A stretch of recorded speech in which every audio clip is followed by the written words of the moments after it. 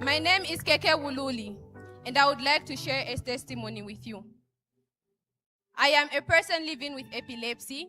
I have been living with epilepsy. I was diagnosed with epilepsy from 2019. I will try to make this as quick as I possibly can. I had my first seizure when I was in grade 7, and it later went quiet, and I started having frequent seizures from 2019, and then it just got worse. It got to a point where every single time I have a seizure, I would be paralyzed. Some doctors would say, no, she's heading into a stroke. Many things were being said, and I was just a child. I was in grade 9. So 2019 was very, very hard for me. I was going through a lot. 2020 was even harder. I thought maybe it might get better, but it got to a point where I'd have 4 seizures in a day. And the situation was very bad. On my parents, I feel for my parents because all they wanted was for their child to get better as desperate parents. I have my young brother there in church. He knows the situation very well. So sometimes people would say, "No, take your." Some people would reach out and be like, "No, let's go to this church. Let's go to this place." And certain people would suggest to my parents, "No, let's visit this herbalist. He heals. You know, any person that goes there gets better." So we would try out a lot of different things. I do not blame my parents because they are desperate parents. All they want is for their daughter to get better. So we would go to many different places. My dad would provide money. Money was being consumed like no man's businesses because these herbalists you go to, they are not cheap. So we would go to a lot of different places. But fast forward, my life was still hard. My academics were failing. Sometimes after a seizure, I would pass out. And some people would say, no, when she continues passing out, she might die. Because some people don't actually come back.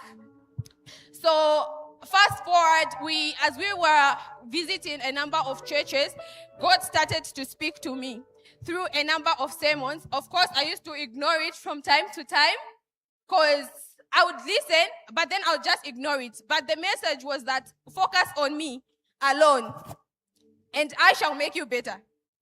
But every single time something comes up, they say, no, this person heals. Let's go to this person. Immediately I'll be like, no, this might actually be the solution. But it never actually works.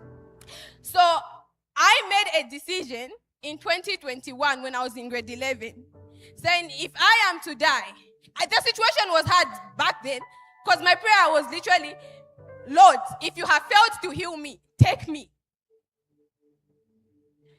But then in 2021, I made a decision. I made a decision to focus on God. I made a decision to stand with God alone. So I talked to my mother, I was like, Mommy, you know what? I think it's time I just focus on God and going to church. And whatever will happen, will happen. If God will see me through, He will see me through. And then I later went in my bedroom and prayed to God. I was like, Lord, I am making a covenant with you. If you heal me, I will forever serve you. And I prayed about it. Of course, people were still coming, and my parents sometimes would still suggest, so no, let's go to this person, and I just became rebellious. I was like, no, I am focusing on God alone. And here I am today. I am now a third-year student at UNZA.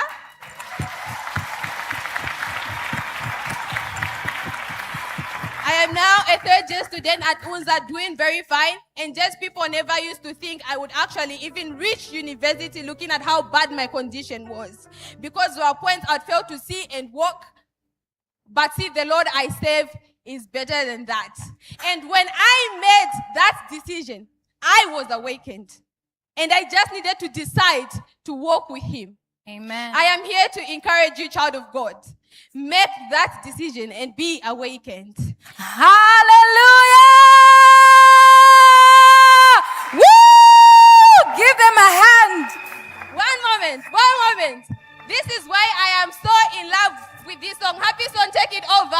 Chapindimuka.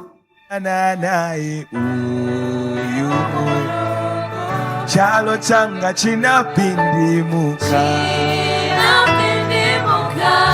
Ninakumana naye uyu Chalo changa chinapindimuka